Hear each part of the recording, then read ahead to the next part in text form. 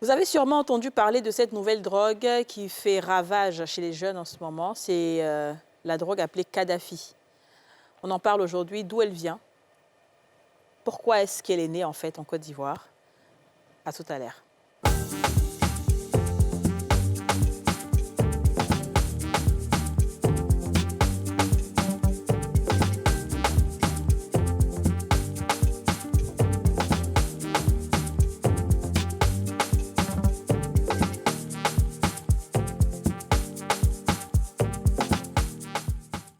On a tous une bonne raison de suivre les femmes d'ici avec Double Millionnaire.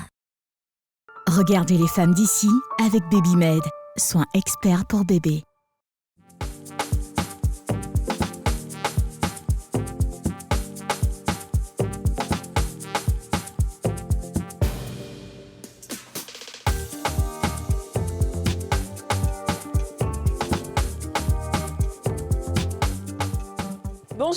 Bonjour à tous et bienvenue dans ce nouveau numéro des Femmes d'ici, l'émission en question, l'émission autorisée, l'émission la plus suivie du monde, l'émission indispensable à votre épanouissement, à votre foi, à votre spiritualité, à votre bien-être, l'émission sans laquelle vous ne pouvez vivre. On va applaudir et puis...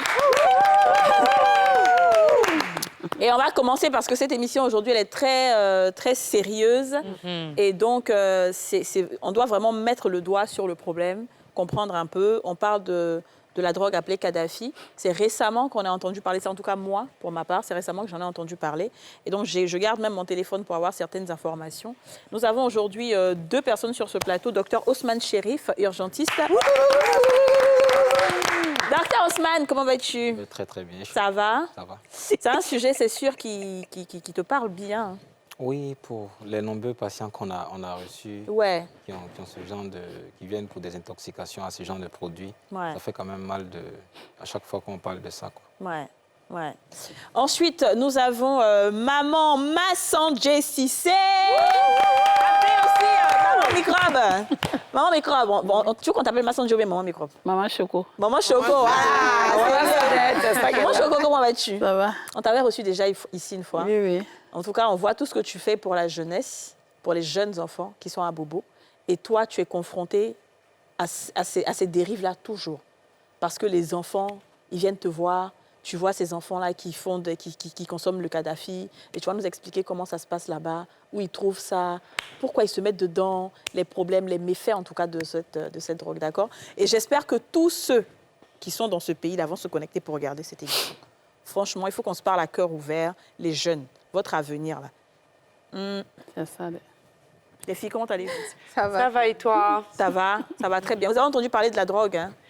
Alors moi, je sais qu'il y a déjà un an ou deux, depuis un an ou deux, sur TikTok, il y avait des vidéos aux États-Unis de certaines personnes qui prenaient une drogue, un nom d'une drogue, j'ai oublié le nom, mais qui se transformaient un peu comme un zombie, qui se grattaient la peau, qui se blessaient. Enfin, c'était pire que l'héroïne. Et là, je suis quand même étonnée de savoir que ce même type de symptômes, ce même type de conséquences, enfin, que la drogue emmène chez les enfants, ben, finalement, c'est en Côte d'Ivoire. Et là, c'est vraiment choquant, quoi. Ouais. Je ne sais pas comment ils ont fait pour en emmener ici, Franchement, mais ça détruit les jeunes. Alors oui, ça fait un petit moment que, comme d'habitude, je suis passionnée de documentaires, que je regarde beaucoup de documentaires sur la santé. Et j'ai remarqué, il y a même un documentaire, c'est La guerre des opioïdes, je crois, sur YouTube ou sur Netflix, je ne sais plus, qui parle des conséquences des drogues sur les adultes, sur les adolescents, etc. Et on se rend compte que ça a vraiment... au départ, c'est des médicaments qui sont censés soulager des douleurs. Ouais. Et après, il y a des dépendances, mais même les institutions pharmaceutiques n'en parlent pas. Donc, en fait, le problème est très, très profond. Ouais. Et puis, finalement, ça se retrouve avec des adolescents au coin de la rue, à l'école, chez le boutiquier, chez la petite vendeuse du quartier. Et c'est tellement accessible qu'on se demande qui produit ça et d'où ça vient, finalement. C'est la grande question. Alors oui, moi, j'ai entendu parler, mais à vrai dire, je ne sais pas ce que c'est réellement. Donc aujourd'hui, je vais aussi apprendre comme vous. Mais je sais qu'il y a des jeunes qui vont dans des pharmacies, qui achètent des médicaments, comme Didja l'a dit, qui font des compositions à eux-mêmes Et puis, du coup, ça se transforme en drogue. Ouais. Et ils sont dans des petits groupes de personnes. Ils ne sont pas forcément en boîte de nuit, dans une résidence quelque part ou entre amis. Ils se mettent à fumer, à prendre ça à boire. Et puis, ça a des conséquences sur certains, parce que tout le monde n'a pas les mêmes problèmes de santé. Totalement. Donc, ce qui peut être bien pour toi peut être mauvais pour moi. Pareil pour la marijuana. Quand j'étais plus jeune, on nous disait que le calice était très bon, ça soignait beaucoup de maladies, ce qui n'est pas faux. À l'époque, c'était beaucoup utilisé dans la médecine, mais l'abus pouvait créer des problèmes. Et ça faisait péter un neurone à chaque fois qu'on prenait. Wow. Les gens disaient, oui, mais moi, je fume calice, je ne suis pas babylonienne, moi, je ne prends pas la coke ou les autres drogues dures. Mais en vérité, toutes ces drogues sont des drogues. Totalement, et sont ça néfastes, bousille la vie. bien sûr. On a beaucoup d'amis, qu'Aurélie doit sûrement connaître, qui sont partout dans la commune de Cocody, qui sont devenus presque fous, Oh là là. qui traînent dans les rues à cause justement des drogues dites petites qui ne font rien, mais qui ont détruit beaucoup de vies, en fait. Ouais. Avant d'entrer dans le vif du sujet, on va regarder ce reportage sur la drogue Kadhafi. On revient. Place d'armes de la préfecture de police d'Abidjan.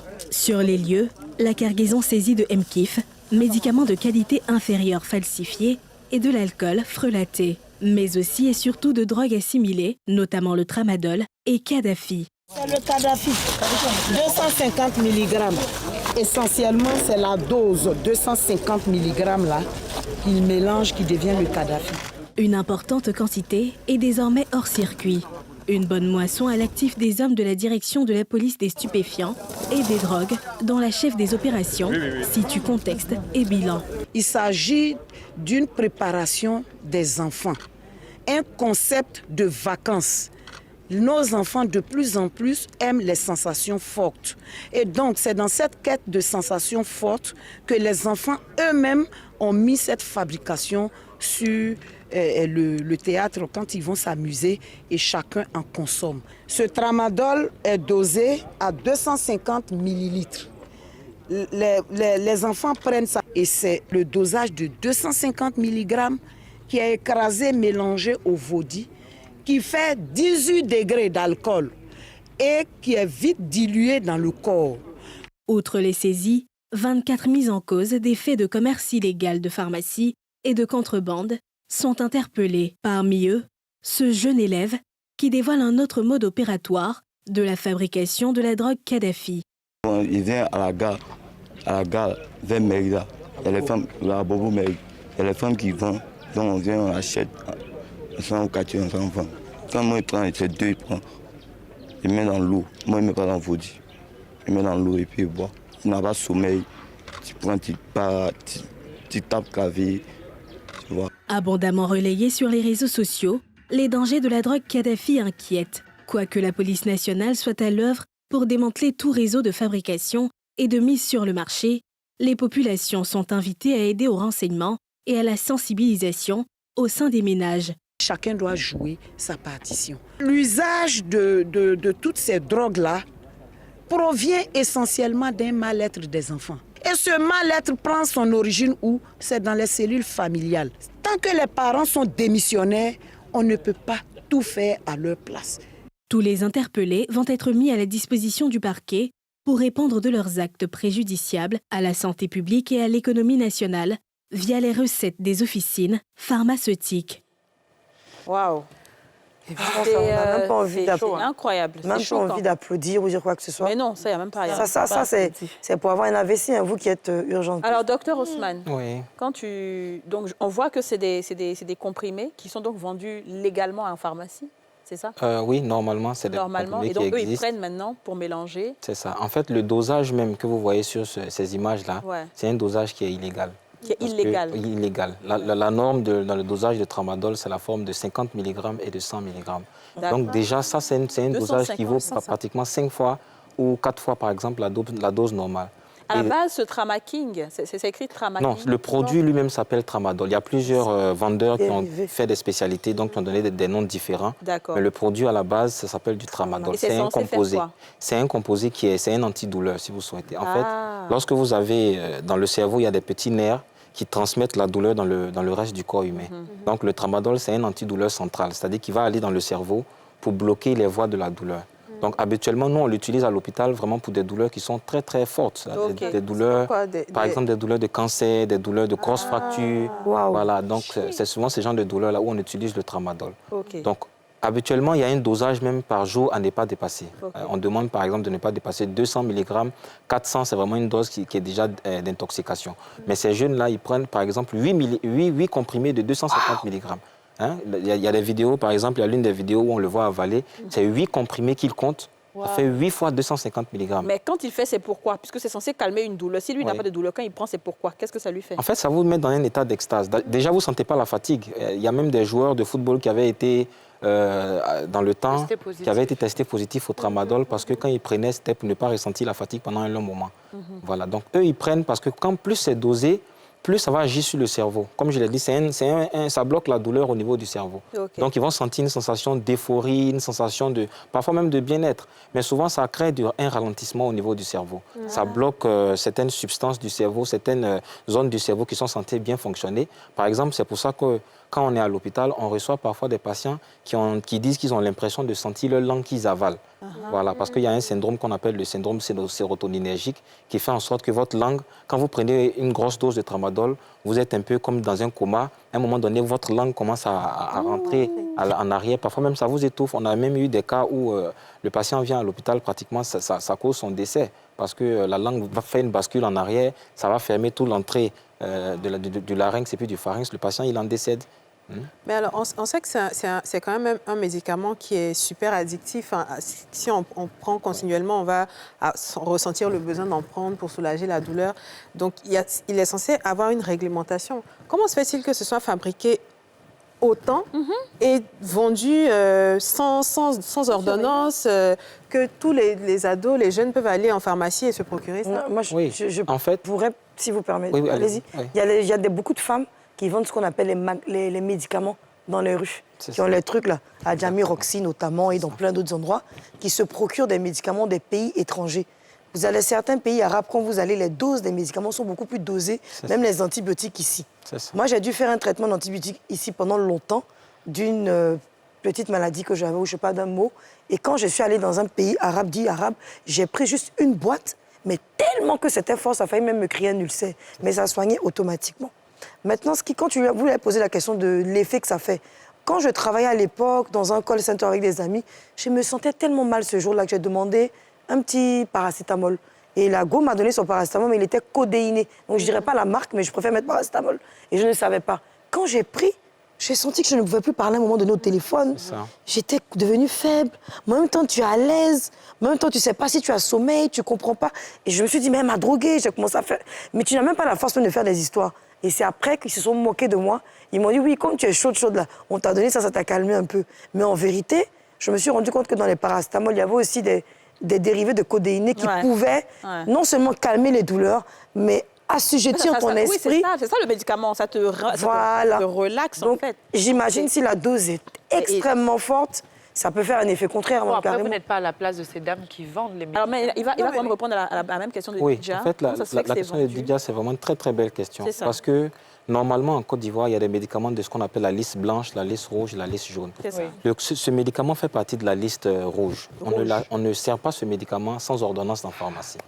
Donc, déjà, de façon normale, toute personne qui acquiert ce médicament, il acquiert de façon illégale dans une vente parallèle. À l'hôpital, on ne peut pas vous servir. Même aujourd'hui, malgré que vous avez une ordonnance, on fait quand même quelques petites vérifications parce qu'il y a certains patients, quand ils sont trop accros aux comprimés, ils sont obligés d'aller faire des ordonnances de façon illégale pour avoir ce médicament-là.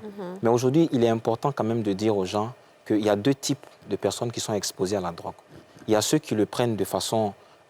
c'est-à-dire ils sont au début de la prise, et puis il y a ceux qui sont accros à la chose. C'est deux types de personnes à qui il faut parler différemment. Parce qu'on ne parle pas à un accro. L'accro, souvent, ne peut pas arrêter le même jour. C'est difficile de lui dire d'arrêter le même jour. Même quand vous le faites culpabiliser, quand vous l'insultez et tout ça, il s'éloigne de vous.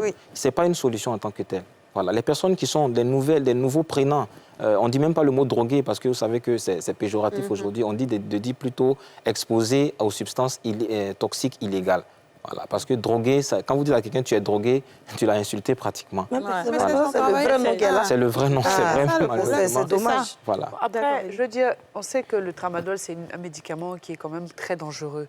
Mais je pense qu'aujourd'hui, même l'OMS le sait, c'est un problème de niveau Santé international, publique, pas c'est forcément que sur la Côte d'Ivoire. Pourquoi est-ce qu'on continue alors de répandre ce médicament? Pourquoi on continue de le fabriquer Franchement. si vraiment il est dangereux comme ça et qu'il est facile d'accès?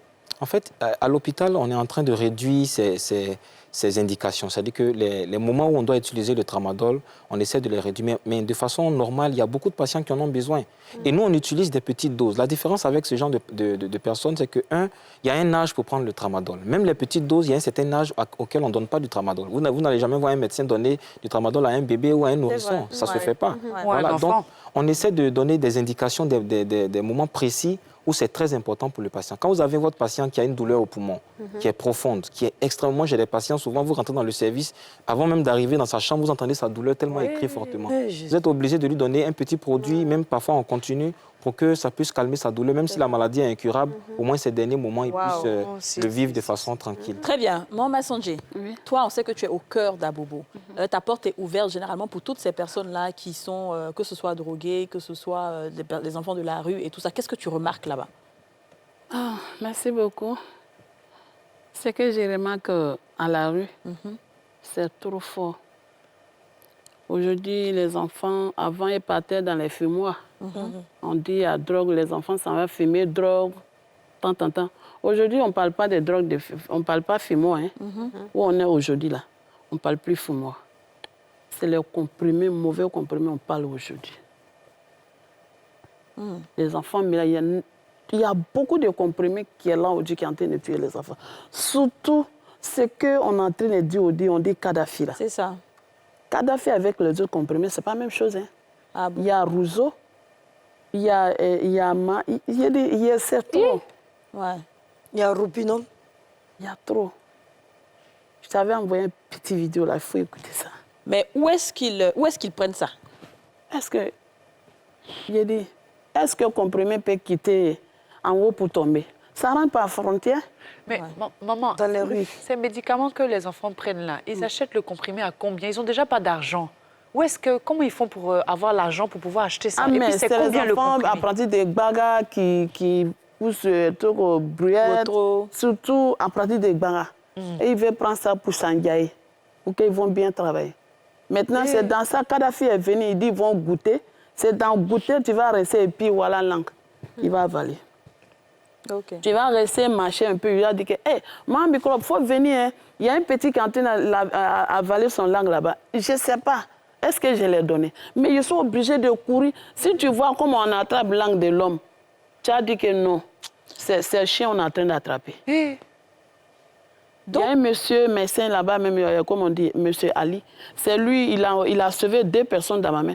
Mais il y a ceux qui sont morts, c'est presque 15 personnes. Qui sont décédées? Qui sont décédées. Oui.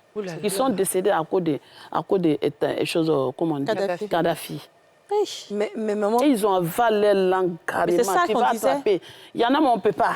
Oui, parce que si c'est trop fort, c'est déjà rentré. Mais c'est déjà rentré. Ils vont dire dessus, là, c'est... Mais il y a 2, on a tiré. Le jour là, j'étais à la cérémonie à la mairie d'Abobo. Ils sont venus, ils disent, maman, mais quoi, tu es où ça? La nuit. Il dit, mais il y a quoi? Il dit, il faut venir. J'ai vu, il a couru jusqu'à moi, ils sont en train de tomber. Il dit, mais il a fait comment? Attends, on va prendre voiture. Il dit, non, Borikana. Il a pris taxi. Il dit, taxi, c'est bon, il faut me faire descendre parce que tu t'arrêtes. J'ai couru. On allait, il est couché devant Douce. Il voulait aller. Je ne sais pas qu'est-ce qu'il fait. Il a mis ça dans, chose, comment on dit ça, Vaudis. Il était là-bas. Vaudis est tombé, il a fait brou à terre. Ils sont venus m'appeler, il dit, il faut venir. Je suis venu. Voilà l'angle qu'on a tiré. On n'a qu'à tirer, il ne faut pas ça, il va avaler, on n'a qu'à tirer. Alors maman, on va partir à la pub. On va à la pub et on revient. Yakou.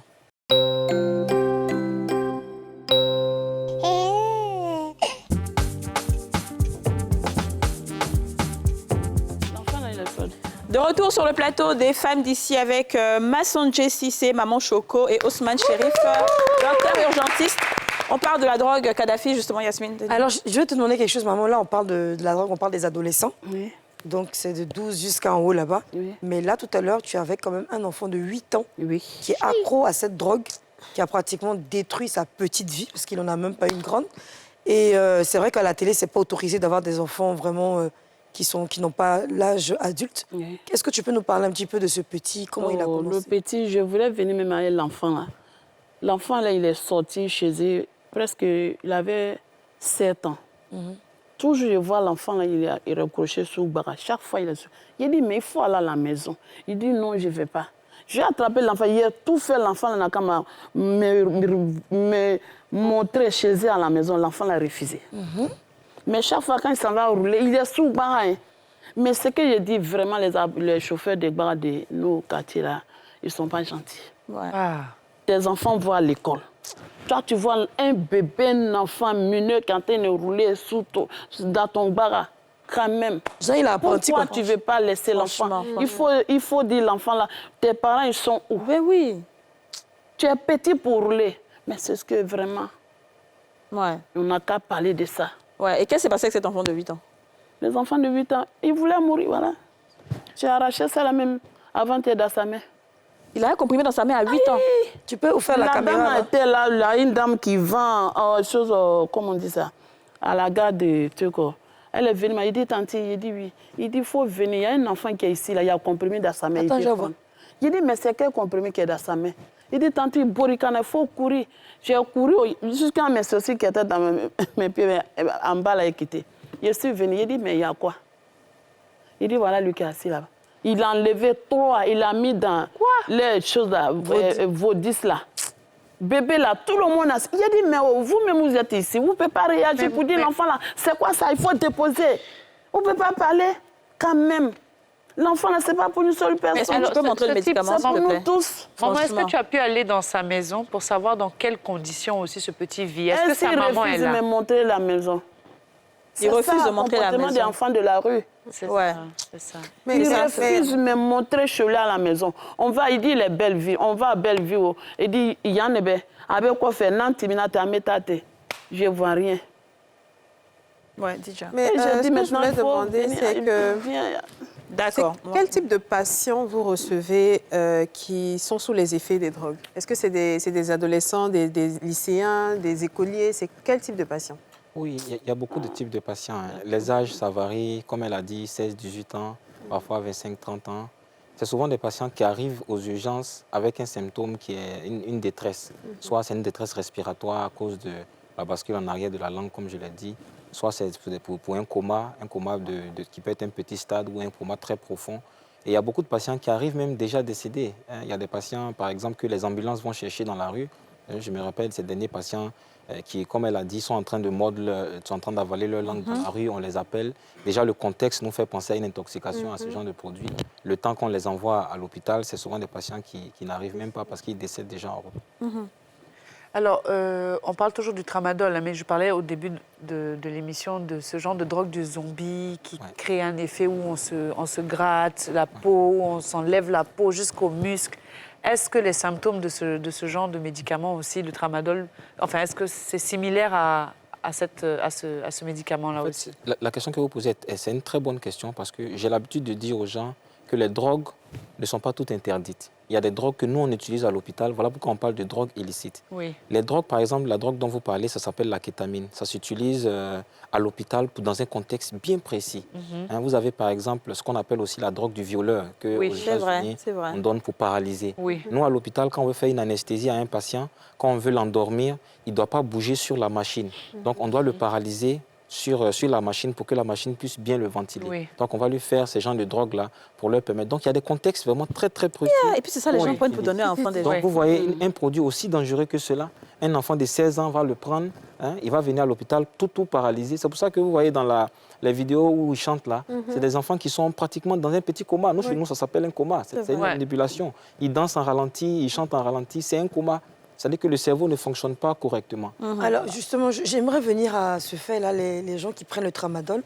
Alors, moi, j'ai connu une personne qui avait un problème de dos, qui s'est fait opérer, mais c'était vraiment une douleur très, très atroce. Et on lui a prescrit du tramadol, justement, pour atténuer les douleurs, mais c'était vraiment pour une courte période. C'est ça. Mais malheureusement, dans ce processus, il n'a peut-être pas respecté les doses, parce que quand la douleur est intense, il ajoute un autre comprimé dessus. Ça fait qu'il s'est habitué. On dit que Ramadan, quand tu prends normalement, tu ne peux pas dormir, tu peux te faire, j'ai oublié les effets. Et donc, la personne a toujours ces problèmes de dos jusqu'à maintenant. Et la personne en est accro depuis 2-3 ans, en fait. Au final, j'ai compris que la personne était accro à cette drogue. Parce qu'il y a des moments où, quand tu parles à la personne, il a la bouche, la langue très lourde quand il parle. Ah, ou alors il est carrément gêné de te parler parce que tu vas découvrir.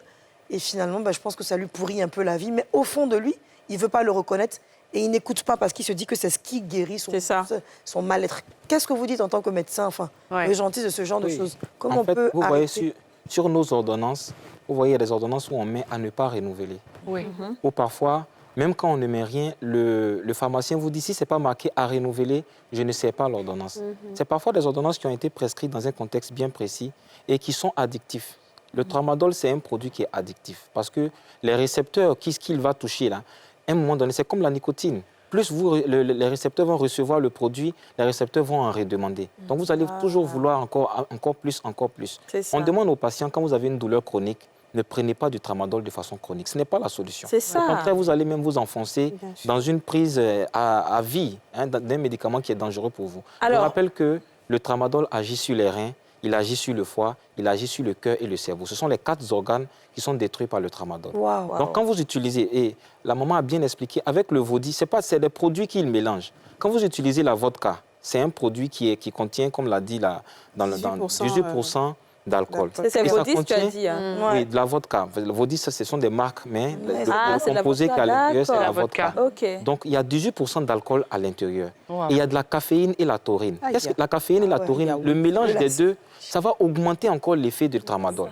Donc, si vous prenez 250 mg qui allait détruire votre foie, vous ajoutez de la caféine, de la taurine qui va encore plus détruire votre foie. Donc, vous vous retrouvez avec un foie, un rein, un cerveau qui est... Donc, au final, tu es en épave, quoi. Bon, puisqu'on parle de boissons, est-ce que les autres boissons alcoolisées, il y a d'autres boissons alcoolisées aussi que les jeunes utilisent pour faire des... Oui, on m'a parlé de la liqueur. Bon, peut-être que la maman est mieux placée que moi pour répondre à cette question. Oui, quand il s'agit de boissons alcoolisées. Il y a une petite boîte nouveau qui est sortie maintenant, là. J'ai oublié son nom. Un sachet. Non, il n'a pas dans sachet. Il est dans boîte. C'est un nouveau. Mais le nom, là, j'ai oublié. Ouais, c'est pas grave, même si on cite pas. Même Nyamakou, on met dedans. Mais moi, j'ai appris... Même Nyamakou, on met dedans. Parce que moi, quand je sors, je me promène. Tu as vu, il y a une petite vidéo que j'ai faite avec les enfants. Et même, ils ont dit que maman, si tu n'as pas venu nous sauver, là, on va finir mourir. Parce que nous-mêmes, on prend, même on ne sait pas où on est, qu'est-ce qu'on veut. Ouais. Parce qu'on est déjà né, on est dedans, mais il faut nous sauver, sinon on va finir mourir. On prend parce qu'eux-mêmes, au milieu de eux-mêmes, il y a des gens qui peuvent venir donner un enfant, un petit, il est en train de vendre ça. Il dit, mais toi, qui t'a donné ça là? Il fuit. Ah, il vend. J'écoute. Voilà. Il y a un enfant, il y a des enfants qui vendent, ils viennent lui donner, matin, ils viennent servir. Mais de ce que j'entends... Aujourd'hui, c'est comprimé qui est en train de tuer les enfants. On a oublié drogue. On a oublié les fumoirs. Les drogues dures, ouais. Mais c'est le compromis qui est en train de tuer les enfants aujourd'hui. Mais de ce que j'entends, c'est pas... Ils n'achètent pas ça à la pharmacie, c'est sûr, parce que c'est pas vendu sans ordonnance. C'est ça. Donc, c'est le marché parallèle. C'est ça. Donc, ça vient d'où exactement? Alors, est-ce qu'on peut savoir de quel pays? Alors, on ne va pas forcément citer de pays, mais moi, je sais, puisque je travaille avec des personnes, avec plein de structures qui m'ont expliqué une fois, que ça vient des frontières, de certains pays voisins, que je ne vais pas forcément citer. Il y a même d'autres personnes qui ont été arrêtées, des jeunes qui ont été arrêtés avec ça. C'est-à-dire, ils mettent ça dans les bidons noirs de 5 litres. Là. Ils coupent, ils mettent dedans. Donc, du coup, à la frontière, quand ils passent, tu as l'impression que c'est de l'eau. Non, tu as l'impression que c'est arachide. Parce que, oui, c'est ce que le monsieur m'a expliqué, parce qu'on les a arrêtés. Quand il fait qu'on tchoukou là, le gars, quand il charge dans le camion, lui pense que c'est arachide. C'est vrai. Alors que ce n'est pas arachide, c'est les comprimés qui sont dedans. Mais comme les douaniers, souvent, ils sont avertis, ils connaissent, eux ont dit déchire la bouteille, le bidon, et puis maintenant, les douaniers vont voir que c'est ça. Donc, les douaniers ont déjà arrêté certaines personnes là-bas aux frontières. Mais après, tout le monde n'est pas vigilant. En fait, tout le monde n'est pas vigilant. Et puis, souvent, ils masquent. Donc, maintenant, comme ils savent qu'on sait que c'est arachide, ils mettent dans... Ça veut dire qu'ils ont toujours des stratégies. Mais figure-toi que ce sont des petits, mais qui sont riches. Ben Parce oui. que moi, le douanier qui m'a expliqué, quand on les a arrêtés, le petit a sorti 2 millions pour donner au douanier. Hein. Mais oui, bien sûr. Mais le ça gars a dit rapporte. non, je veux pas et tout, et puis ils l'ont menotté. Mais pour dire que ça veut dire que c'est un business qui marche. Ouais. Qui marche. Et vous êtes en train de vous tuer pendant que les autres sont en train de s'enrichir sur votre dos. J'aurais même, répondre à Adidja. j'aurais même appris rapidement que les croches-croches que les gens vendent aux abords des écoles, Ouais. il y a souvent des... Je ne veux pas gâter l'activité, hein, mais je sais qu'il y en a qui vendent dans le croche-croche là. Ils donnent, quand l'élève dit que non, il faut rajouter, ils ont un code qui disent que le gars de croche-croche là, il met dedans. Et puis ils boivent. C'est vrai, Madame Maman Massondé, à l'école. Dans les Parce que devant écoles, les aux abords des écoles, les établissements. vendeurs, que ce soit les boutiques. Moi-même, il y a des écoles, on m'invite pour aller donner conseil à les écoles. Ok. Je ne vais pas citer les noms des écoles. C'est ça, c'est ça. Voilà. Je suis invitée souvent pour aller causer à les enfants à l'école. Aux abords des écoles, ils vendent aussi pour... Devant les écoles. Ça vend partout. Il faut vraiment que l'État se penche sur cette situation. Je voudrais te répondre parce que moi, je connais un peu ce monde, sans vraiment citer aussi, comme Kadia. Il y a des dames qui se sont enrichies de génération en génération. Leur maman a été une baronne des médicaments. Elle était riche. Ils ont construit des maisons. Il suffit d'aller à Djamé, comme je dis, Roxy, pour voir. C'est vrai que les gens ont peur de parler parce que c'est toute une mafia. C'est vrai. De ne pas qu'on leur fasse du mal. Ouais. Donc, ça fait que personne n'ose dire ce nom-là. Mais arrivé là-bas, tu verras toutes sortes de médicaments. Donc, elles sont constamment en combat avec la police. Des stupes et autres. Donc, il y a toujours un combat. Tu entends tous les gens, ils sont tous ramassés. Oh. Ils arrivent. Oh. C'est ce genre. Après, c'est pas toutes qui vendent ça. Oui. Mais il y a quelques-unes qui ont gâté leur marché. Parce qu'elles sont venues spécialement pour vendre tout ce qui est mauvais, là, pour tuer les gens. Mais il y a des dames qui étaient là, qui vendaient des médicaments, par exemple, des petits paracétamol, des médicaments pour guérir, maux de ventre. Parce que c'est pas tout le monde qui a l'argent pour aller à la pharmacie. Ça, on achète à 100 francs, 200. Mais d'autres, les jeunes qui sont arrivés là, non, elles ont fini à vendre n'importe quoi. Hein. Donc, c'est là-bas que tu peux trouver... Est-ce que quelque part, ce n'est pas aussi de connivence avec certains médecins internationaux, que ce soit en Côte d'Ivoire? Parce que vous dites bien que ça sort d'un hôpital. Ce sont des médicaments qui sont strictement autorisés à l'hôpital ou bien dans les pharmacies. Donc, est-ce qu'il n'y a pas quelque part aussi une sorte de trafic avec les médecins ou les pharmaciens qui autorisent ou qui font sortir ce genre de médicaments-là? Bon, ce serait se jeter un peu trop dans... Vous savez, c'est ce que Yasmine a très, très bien expliqué tout à l'heure. Il y a certains pays où la réglementation sur le dosage ne sont pas les mêmes qu'en Côte. C'est vrai. Par exemple, sur 250 de tramadol, vous n'allez pas voir un médecin en train de prescrire 250 de tramadol. En Côte d'Ivoire, ça n'existe pas. Ouais. Mais dans d'autres pays, je sais qu'il y a des pays, je ne vais pas citer de nom, où le 250 de tramadol, ça se fait à l'hôpital. C'est vrai. Donc, eux, ils ont une réglementation de façon pharmacologique que nous, en Côte d'Ivoire, nous n'admettons pas. Maintenant, détourner ce médicament dans ce pays qui est légal peut-être là-bas, et puis le faire entrer en Côte d'Ivoire par la frontière ou par une voie illégale, et puis l'utiliser ici à d'autres fins, ce n'est pas forcément de connivence avec des médecins. Ben, c'est comme un pays qui a le palu, où le palu vraiment sévit à fond.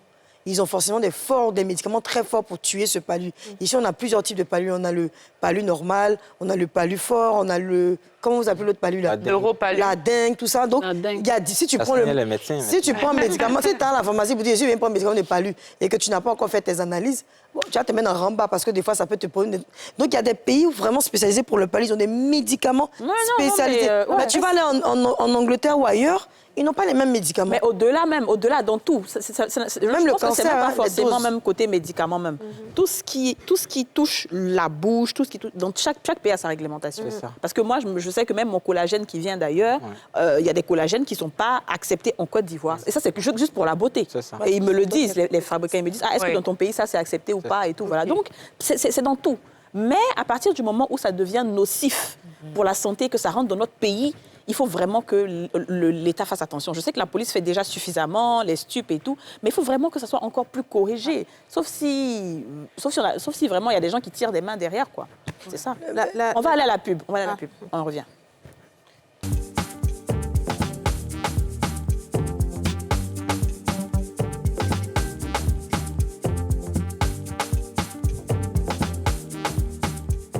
Sur le plateau des femmes d'ici avec Massondé Cissé, Osman Chérif, qu'on va applaudir. En tout cas, merci pour ces informations que vous nous donnez. Hein, c'est vraiment bien. Alors, tout à l'heure, dans le reportage, la dame a parlé de la démission des parents. Qu'est-ce que vous pensez, vous, en tant que parent, qu'on devrait faire pour la jeunesse, en fait, en termes de sensibilisation? Parce que je sais que ça existe déjà, la dame le fait très bien, il y a plein de reportages qui sont faits, même sur Internet, sur TikTok et tout. Mais qu'est-ce qu'il faut faire concrètement pour aider ces jeunes-là à surtout ne pas rentrer? Parce que quand ils sont dedans, c'est très difficile de sortir. Maman, comment on fait ça, Massondé? ce qu'on va faire, parce que moi, je fais ce que je peux faire. Mais tu penses que les parents même doivent faire quoi? Les parents, j'ai parlé ça en vidéo, les parents doivent attacher ceinture. Si ton enfant sort, il faut remarquer ton enfant. Il faut fouiller dans son poche. C'est vrai. Tu es sorti, tu as pris quoi aujourd'hui? Il faut le scanner. Voilà, il faut lui dire non, tu as pris quelque chose. Même si tu vois qu'il n'a pas pris, mais il faut l'agresser un peu. Voilà, c'est ça. Pour dire que, hey, ce que tu as commencé maintenant, je suis au courant de ça. Hein. Il faut arrêter ça. Il faut que les parents fassent ça pour m'aider. Moi, je suis fatiguée. Chaque jour, les gens courent derrière moi. Maman, tu es où ça? Il y a un enfant qui est en train d'avaler ses langues. Il n'y a pas de voiture. Il est couru quand je tombe. Les gens me moquent. Il dit, il est venu à Stanina. Tu es en train de courir seulement. Tu n'as même pas outro. Il dit, Dieu va me faire mon outro. Mon outro, là, c'est Dieu qui a donné. Donc, Quelqu'un dit, je peux te demander quelque chose à la dame. Maman, je vais te demander quelque chose. Ça fait 2 fois qu'on te reçoit ici. L'année dernière, on t'a reçu pour les enfants de la rue. C'est ça. Je ne sais pas si vous vous en souvenez, les filles. C'était aussi à peu près les mêmes situations, mais peut-être pas. Aujourd'hui, tu es encore dans la même situation. Tu n'as toujours pas eu de financement pour t'aider. Mais toi, on va dire que c'est une mission divine que tu as reçue pour aider les enfants. Je pense qu'aujourd'hui, si tu permets, si Kadi me permet, sous, bien sûr, son comment on va dire ça, si elle accepte, voilà, que tu puisses faire une demande vraiment à ces autorités. Parce qu'on pourra faire 50 émissions. S'ils n'arrivent pas à financer des personnes comme toi pour aider les enfants, ça sera une goutte d'eau dans la mer. Est-ce qu'aujourd'hui, tu peux parler, leur demander, vraiment leur dire toutes les dépenses que tu fais? C'est que je demande aux autorités aujourd'hui. D'ailleurs, même, je veux un coin pour mon travail. Parce que je suis dans une maison, je suis coincée. C'est vrai. S'il y a un problème, mes enfants, ils sont là. Bureau, là, c'est trop petit. Je ne peux rien faire. Bureau, là, c'est comme un rentré couché. Les enfants dorment là. Il y a même matériel là-bas, ils dorment là-bas. Chez moi, à la maison, ils dorment là-bas. Maintenant, de faire comment? Moi, j'ai besoin d'un coin pour que je vais faire mon travail normalement. J'ai un terrain même, j'ai souvenu son... Et ton travail, c'est quoi exactement? Comme ça, c'est pour encadrer les enfants. Parce que chaque jour, matin, midi, soir, je cours derrière les enfants. Je n'ai même pas un endroit où je vais mettre les enfants. Pour m'encourager à faire mon travail. Parce que ça fait 13 ans que je suis dedans. Depuis tant de guerres, je suis dedans. C'est vrai. Je suis là comme ça. Je n'avance pas, je ne vais pas devant, je ne vais pas derrière. Je suis là comme ça. Et le monde entier me connaît. Il n'y a pas un coin où je ne rentre pas pour faire mon travail. Je travaille hors d'Abidjan. Même quand je suis à la télé comme ça, dans les pays, ils m'appellent. Quand je donne mon numéro, il y a des pays qui m'appellent. Hey, vraiment, je veux que tu vas causer avec mon enfant. Moi, je traite des enfants, les enfants américains. Je traite avec des enfants, je cause avec... Ben, pourquoi tu fais ça là? Si tu fais ça là, c'est pas bon, ça tue, c'est pas bon. Je cause avec des gens. La psychologie des enfants, la force. Il y a des familles, je rentre là-bas, mais vraiment, je veux que l'État n'a qu'à m'aider. L'État ne me regarde pas. L'État fait un effort, on me donne quelque chose pour donner quelques sacs de riz pour donner à les enfants. Mais vraiment, ce n'est pas suffisant. J'ai besoin d'une aide pour que je vais faire un coin pour encadrer ces enfants-là. J'ai besoin de voitures. Je suis fatiguée. Les gens me moquent dans mon travail. Quand je suis en train de courir, je dois faire des Kadhafi, là, il dit, toi, c'est ça, tu es à mourir dans ça là, ici. Tu cours derrière, on te donne quoi? Tu es là, tu es seulement. D'accord, je pense que c'est bien entendu et c'est bien noté. Et on espère vraiment que quelque chose sera fait pour Massanger Cissé parce qu'elle fait beaucoup pour la jeunesse, surtout à Bobo. Oui. Maman, moi, je voulais te demander, les enfants que tu suis, est-ce qu'ils réussissent à s'en sortir un petit peu? Et quand tu vas dans leur famille, là, qu'est-ce qui fait que ces enfants-là, justement, ont besoin de sortir de ça pour pouvoir prendre la drogue? Comment tu réussis à les sauver? Mais d'abord, l'origine même dans leur famille, qu'est-ce qu'ils traversent? Est-ce que c'est parce que papa les frappe? Ou est-ce que c'est parce que maman a abandonné? Bon, qu'est-ce qui se passe réellement? Bon, dans la famille, il y a beaucoup de divorces. Il y a beaucoup de divorces. Parce qu'aujourd'hui où on est, toi, tu n'as pas de moyens, tu ne travailles pas. Je vais donner un exemple, nos papas. Toi, tu s'en prends 4 femmes. Korotumo, Adjamé, l'autre à Poeboué. Tu vas payer toutes les maisons. Le jour que tu fais gloire, qui va s'occuper? Un coin tu as construit, ton petit frère va venir dire c'est la cour de mon petit frère. Il va voir un enfant qui a l'étoile, il va dire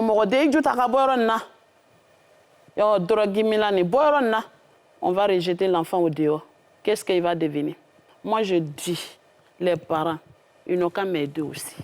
Depuis Merci. 2013, tu mets ton enfant au dehors, il n'a pas bon comportement. Il faut communiquer avec lui. C'est vrai, tu peux chasser ton propre enfant, il faut en fait. communiquer avec lui. Qu'est-ce qui n'a pas marché? Tu vas communiquer avec lui, il t'écoute pas. Mais il ne faut pas te fatiguer. Parce que si toi, tu l'abandonnes, c'est ça. Il va se le faire faire de lui. plus au C'est dehors. ça, c'est ça. Hein? Maman, Oui, attention, c'est ça hein. que je Il y a voulais des pointer comme enfants, problème. Je vais vous confirmer, je connais un tonton à moi. Son fils se drogue. Il se passe lui, il prend ça même depuis des années. Le petit, là, il a vendu les meubles de son papa dans son dos. Il a vendu les tableaux C'est chers que son difficile, papa aime. Chaussures, je peux vous épargner tout ce qu'il a vendu. Ils ont fait tout ce qu'ils peuvent. Donc, chaque fois, il se retrouve à l'hôpital. Hôpital, son papa a payé les frais. D'hôpital jusqu'à... Maintenant, il s'est à Benjamin, maintenant on l'a envoyé. Les gens de Benjamin aussi l'ont ramené pour dire que l'enfant n'est pas fou. Eux, ils ne veulent pas s'occuper de lui. Il est retourné encore à l'hôpital. Donc, le papa, là, c'est un papa, un tonton, il a presque 60 ans. Voici ses va-et-vient avec l'enfant. Alors que, s'il y a un centre, comme le centre de la maman, il peut mener dans son découragement, Oui, bien sûr. envoyer là-bas. Puisque dans les centres de désintoxication, apparemment, quand les gens vont même là, quand ils sortent, mais ils deviennent encore 2 fois plus truc qu'on dit. Ouais. Alors oui, vas-y, Osman. Voilà, je pense que ce ne serait pas normal de ma part de participer à ça sans parler de la Croix-Bleue, qui est à Williamsville. C'est un centre de désintoxication. Désintoxication. Il y a eu peur. Désintoxication. Donc, normalement, ce n'est pas uniquement pour la drogue, hein, c'est pour toute substance que quelqu'un, même pour la cigarette, il y a un programme. Quand vous prenez quelque chose qui est toxique pour vous, à la longue, on peut vous faire un programme. Il y a des programmes même de groupe. C'est-à-dire que vous parlez avec des gens qui étaient dans le même cas que vous, qui sont sortis. Ils vont vous donner des astuces. Comme je le disais, les gens qui sont accros à cela pendant longtemps, parfois, ce n'est pas en un jour qu'ils peuvent arrêter. C'est ça. Il y a un programme qu'on fait. Il y a une diminution progressive qu'on leur propose. Il y a même des médicaments de substitut. Hein. Il y a des médicaments de substitut qui leur permettent de ne pas prendre directement la drogue, mais de prendre quelque chose d'autre qui va diminuer l'envie d'avoir la drogue. Donc, on fait ce programme-là qui est étalé parfois sur 6 mois, parfois sur 1 an, et ça permet de... Mais pourquoi je pense vraiment que ce que vous dites par rapport à la maman est très, très justifié? Pourquoi l'État doit plus les aider, encore plus que les autres même? Parce qu'eux, ils parlent le langage directement de ceux qui consomment. Vous voyez, ceux qui sont scientifiques, qui sont dans leur bureau, qui maîtrisent bien la connaissance sur la drogue et tout ça, ils n'ont pas forcément le langage, ils ne sont pas forcément dans le milieu même des personnes qui consomment la drogue. La maman, elle fait un travail magnifique. Elle est dans le milieu, elle parle avec eux, elle est considérée, on l'appelle maman microbe. Ça, c'est déjà un terme qui est assez parlant. Donc, je pense qu'on doit plus l'aider. Mais ce serait bien aussi que on fasse un jumelage pour que les deux travaillent ensemble. Voilà, à la Croix-Bleue, il y a des psychologues. Il y a des psychologues. Maman aussi est considérée comme une psychologue. Bien sûr. Sa façon de parler, sa façon de connaître les gens, elle sait quels sont les mots qui peuvent toucher des personnes pour arrêter. Donc, ce serait bien de les mettre ensemble, de les faire travailler ensemble et surtout de financer aussi la maman. Je pense que forcément, après cette émission, il y aura de belles choses qui vont se faire. Est-ce qu'on peut rattraper tous les enfants qui sont accros à la drogue? Est-ce qu'on peut les rattraper tous? Les durées peuvent être différentes. Mais normalement, le programme pour stopper la drogue, il est vraiment possible pour toutes les personnes. Moi, je me rappelle, il y a des personnalités, hein, on ne va pas citer les noms, des grandes personnalités qui étaient accros à ça, aujourd'hui, ils vivent une vie complètement normale. Voilà. Et ne pensez pas seulement que c'est forcément des gens de la rue. Hein. Il y a des grandes personnalités qui sont accros à ça et qui ont fait un bon programme et qui sont aujourd'hui libres de toute substance. Ben alors, quand vous recevez, par exemple, des gens qui sont au bord de l'étouffement ou qui sont dans le coma et que vous réussissez à les réanimer, tout ça, c'est quoi le next step? Qu'est-ce que vous faites après ça? Ils retournent chez eux? En fait, avant, on n'avait pas la substance à doser. Parce que vous savez qu'en Côte d'Ivoire, il y a le dosage des substances sanguines. On peut, par exemple, doser, si vous avez la marijuana, mais on ne peut pas rechercher tout à la fois. Il faut avoir une cible qu'on recherche. Avant qu'on avait ce genre de symptômes, on ne savait pas quelle substance rechercher. Mais depuis maintenant quelques mois, peut-être même pratiquement 1 an maintenant, on sait qu'il y a du tramadol qui est mis en cause, on connaît toutes les substances qui sont mises en cause, Donc souvent, quand on reçoit le patient, on fait d'abord l'état des lieux de toutes les substances qui sont prises. Ce n'est pas parce qu'il y a du tramadol qu'il n'y a pas aussi de la marijuana, de la cocaïne, etc. Donc, on fait un ensemble de bilans qui nous donne l'ensemble des drogues qui sont prises par le patient. Et au fur et à mesure, on commence à conseiller le patient. Mais comme la maman l'a dit, ce n'est pas à l'hôpital que tout va se faire. Voilà, il y a la maison, il y a vraiment, c'est un suivi à long terme. Nous, les urgentistes, notre rôle, c'est de diagnostiquer et puis de permettre à ce que la suite soit faite par... Est-ce qu'il y a des traitements efficaces pour résister, pour justement résister à la dépendance? Oui. Il y a un score qui est mis en place par par les Allemands qui s'appelle le score de Fagerström. On calcule ce score pour savoir quel est votre niveau de dépendance. Si votre niveau de dépendance vous oblige à prendre des substituts, vous prenez des substituts. Par exemple, pour le tabac, il y a des substituts nicotiniques, il y a des patchs qu'on vous donne. Vous mâchez les patchs, vous ne fumez pas. Ça remplace le tabac que vous prenez. Donc, au fur et à mesure que vous allez ne pas toucher à la chose physiquement, votre cerveau va se désensibiliser de la chose. Et puis, au fur et à mesure, on diminue les patchs jusqu'à ce que vous arrêtez. Mais pour ça, il y a un suivi. Il faut que vous puissiez suivre la personne sur une longue période pour savoir, par exemple, son niveau de dépendance. Mais si une personne, vous la soignez, elle s'en va et qu'elle repart, ou même presque, elle ne veut même pas aussi s'en sortir, comment vous faites? Voilà pourquoi c'est important de savoir utiliser les mots avec les personnes qui sont exposées à la drogue. Parce que la personne qui est exposée à la drogue, il y a des mots, dès que vous lui dites, il s'éloigne de vous. C'est ça. Parce qu'il a l'impression que vous le jugez, vous lui dites qu'il a tous les mots. Pourtant, il est dans un combat personnel aussi qui fait qu'il n'arrive pas forcément à s'en sortir. Voilà pourquoi je dis vraiment, l'initiative de la maman, ça regroupe à la fois tout ce qui est fait à l'hôpital.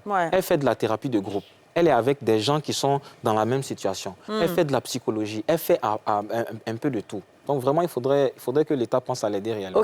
Alors, si vous permettez, je voudrais aussi préciser qu'aujourd'hui, on a parlé du tramadol, mais il y a aussi un somnifère, dont je ne pourrais citer le nom, qui commence par L, qui finit par L, que vous devez sûrement connaître, qui est très, très dangereux et qui gère toutes les familles de crocodiles pratiquement. C'est pas à faire des enfants de la rue, parce que c'est cher. Non, mais dans le cas... Donc, les grandes personnes qui prennent ça, là, ce sont souvent même les papas des gens, les mamans des gens, les jeunes dames. Et elles prennent ça, elles ajoutent l'alcool dessus. Et je te dis qu'après, arriver à la pharmacie, tu ne peux plus prendre. La même si tu as ordonnance, mais si tu as plus de 3 boîtes, on ne te donne plus.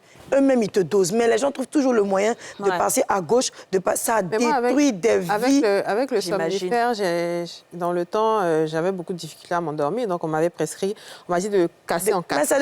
Et comme moi, j'avais vraiment du mal à dormir, j'ai pris demi. Mais en fait, j'ai dormi comme je n'avais jamais dormi de ma vie. Et moi, ça m'a fait peur. Donc, je n'ai plus jamais retouché à ça.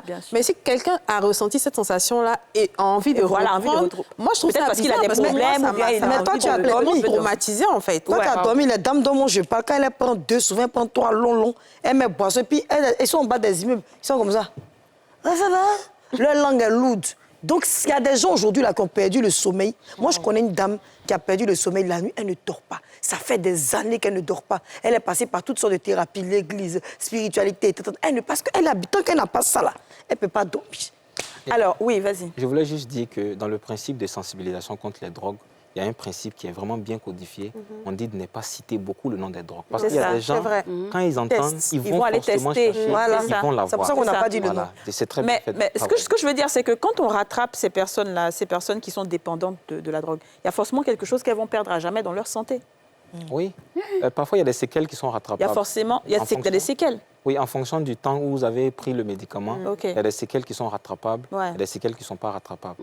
Et quand vous avez commencé il n'y a pas longtemps, comme la maman a bien expliqué, au début, ceux qui commencent à prendre, c'est souvent par curiosité. Ce n'est pas parce qu'ils veulent une grande sensation. Ils entendent autour d'eux que certaines personnes prennent, ils ont envie d'essayer. Ces gens de patients, quand ils arrivent à l'hôpital, on a la facilité de les désensibiliser pour qu'ils arrêtent, parce qu'ils ne sont pas trop exposés. Mais quand ça rentre dans l'addiction, je vous assure que l'addiction, c'est terrible. Mais c'est pour ça qu'il y a des patients qui ont des sueurs profiles, qui sont agressifs quand ils n'ont pas leur dose. Et vraiment, c'est ce que j'allais demander. Est-ce que tu as des jeunes qui deviennent vraiment violents? Mais il y en a, surtout quand tu prends Trémo là, tu deviens fou. Quand tu prends Trémo là, mais c'est Kadhafi qui tue. Quand tu prends Kadhafi là, tu ne peux rien faire, ça te paralyse. D'accord. Tu n'es plus l'homme même. Est-ce qu'il y a quand même des enfants que tu as réussi à sauver? Mais c'est qu'ils sont changé de vie. Là, quand on prend là, on dit, maman, on court, vient derrière moi, on m'échappe partout. Je veux dire, qui ont arrêté totalement, qui ont changé de vie. Oui, il y en a qui ont arrêté totalement, ils les ont installés même pour travailler. Ils travaillent. Alors, mon travail, vraiment, ce n'est pas encore fini, je suis dedans. C'est ça. Vraiment. Alors moi, ce que je veux dire aussi, c'est vraiment que, parce que c'est un truc de jeunes.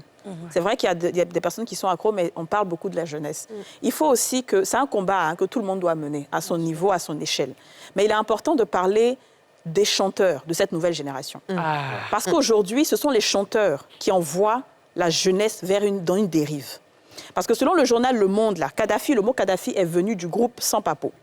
Il paraît qu'il y a un groupe de chanteurs qui s'appelle Son Papo que je ne connais pas. Mais en tout cas, c'est dans le ivoiriens. journal Le Monde, oui. Ah bon? Ils sont allés sur TikTok. Et donc, C'est vrai, en plus. ils ont mis dans la chanson, apparemment, « Je veux Woro mon Kadhafi ». Et c'est ce qui a fait qu'il y a eu le nom Kadhafi. Vous devez savoir que vous impactez la jeunesse. Quand on est artiste, on impacte la jeunesse. Si vous envoyez la jeunesse dans une sorte de chanson où on est là, on ne sait pas ce qu'on fait, on est comme des zombies, bien sûr que tout le monde va vouloir ressembler à des zombies pour danser comme vous. Il faut que vous passez des messages positifs. Cette histoire de Kadhafi que vous avez envoyée, faites des chansons sur la jeunesse. Je travaille, j'ai mon argent, je cherche mon argent à la sueur de mon front. Et vous allez voir que les gens vont vous suivre dans cette direction-là. Donc arrêtez vos amusements à tout moment en pensant que la jeunesse, c'est un temps d'amusement. La jeunesse, ce n'est pas un temps d'amusement. C'est le temps de se construire, justement. Et c'est vous qui emmenez souvent ces jeunes-là à ne pas être très conscients de du temps qu'ils ont à passer dans leur jeunesse. Et c'est pour ça que j'aime le petit chanteur Saint Milano. Le petit Milano que j'écoute souvent. Tu dis que c'est à cause de m'avoir beaucoup de vues sur YouTube. Là. Parce que c'est un jeune, très très jeune, mais jamais tu n'entends parler de drogue dans ses chansons. Il parle de tout, la moto, première vitesse, des choses de jeunes. Et c'est mieux encore de vivre sa jeunesse dans sa chanson. Totalement. Plutôt que de venir, je dirais, évangéliser avec mon mot que j'aime bien les gens afin de pouvoir les attirer vers un trou dans lequel ils ne pourraient pas s'en sortir, une spirale.